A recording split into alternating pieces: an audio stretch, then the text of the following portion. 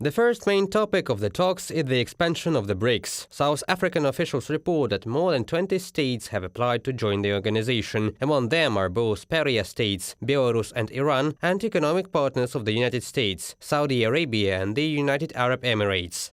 South Africa and China have similar views with regard to the expansion of BRICS membership, and we look forward to the discussions that we are going to have with other BRICS leaders later today during our retreat.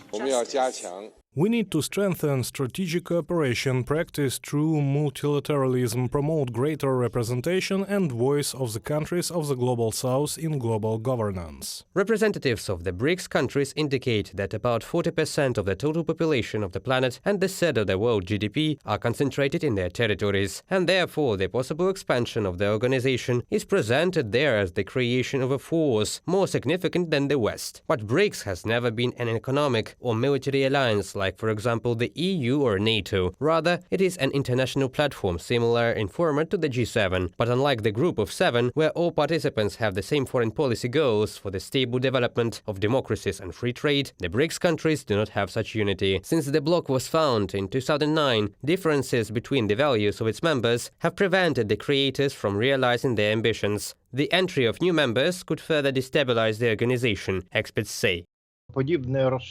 Such an expansion will lead to the complexity of the organization itself. There will be serious problems with the adoption of any common decisions. And finally, this organization will be buried under the wave of these exorbitant ambitions. I think that some members of the BRICS see the enlargement process as a process of increasing influence. In fact, we see that the expansion means that, in essence, this organization did not realize the goals and objectives that they set for themselves, and in this way it is trying to prove to everyone its significance and effectiveness. The second main topic of the BRICS summit is reducing dependence on the dollar. The deputy chairman of the Russian State Duma said back in March that the members of the organization were negotiating about the creation of a new common currency for them, but no real action followed. And before the start of the summit, the official representative of South Africa in the BRICS said, quote, "The days of the dollar-centric world are over," but it turned out that it was about increasing trade in national currencies. According to financiers, the slogans about so-called de-dollarization are just populism. The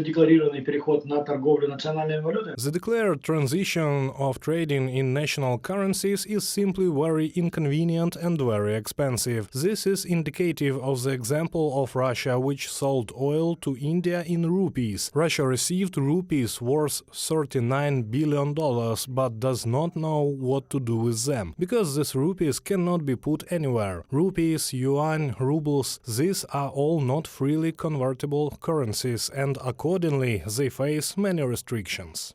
The only leader of a BRICS member state who is not present at the meeting is Vladimir Putin. He addressed the meeting online. The Kremlin's trip to Johannesburg was cancelled due to the fact that in South Africa, Putin should have been arrested on charges of organizing the forced deportation of Ukrainian children to Russia by the International Criminal Court in The Hague. Reported by Danilo Kobza, Pavel Stelmach, UATV News.